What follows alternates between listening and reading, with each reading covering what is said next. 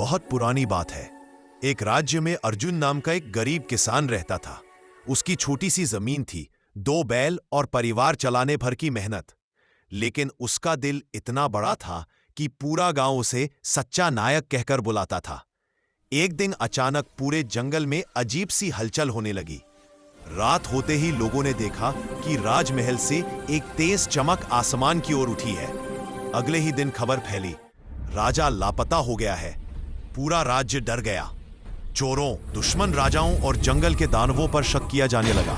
सेनाएं ढूंढती रहीं, पर राजा का कोई पता नहीं चला।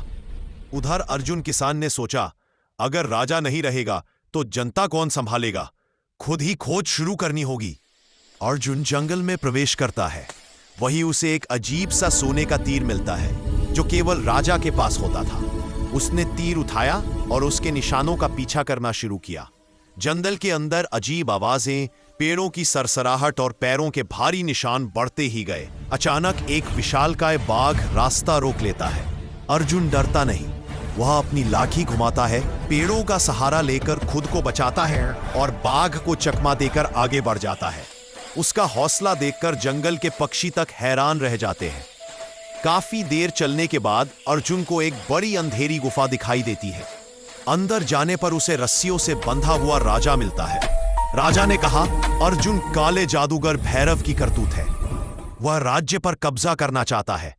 अर्जुन ने राजा को खोल दिया, लेकिन तभी एक कड़कड़ाती आवाज गूंजती है, किसी को नहीं छोड़ूंगा। जादूगर भैरव बिजली की तरह प्रकट होता है। उसके हाथ में आग का गोला। अर्जुन तुरंत राजा को ढाल की तरह बचाता है। वह पास पड़ी एक ढाल उठाता है और आग के गोले को टाल देता है।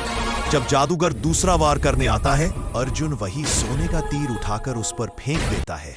तीर जादूगर के ताबीज पर लगता है और उसका सारा जादू खत्म हो जाता है। भैरव धुएं की तरह गायब हो जाता है। राजा अर्जुन की बहादुरी देखकर दंग रह जाता है। वह कहता है, तुम्हारी हिम्मत ने न सिर्फ मेरी जान बचाई, बल्कि पूरे राज्य को विनाश से दूर किया। तुम्हें मैं अपने राज्य का रक्षक घोषित करता हूं। गांव लौटने पर अर्जुन का स्वागत ढोल नगारों के साथ होता है। गांव वाले खुशी से चिल्लाते हैं, हमारा किसान ही असली नायक है। और राजा ने उसके गांव में नई सड़क, कुआं और स्कूल बनवाया। अर्जुन किसान ने साबित कर दिया कि वास्तविक नायक राजसी कपड़ों में नहीं, बल्कि हिम्मत और सच्चाई के दिल में होता है।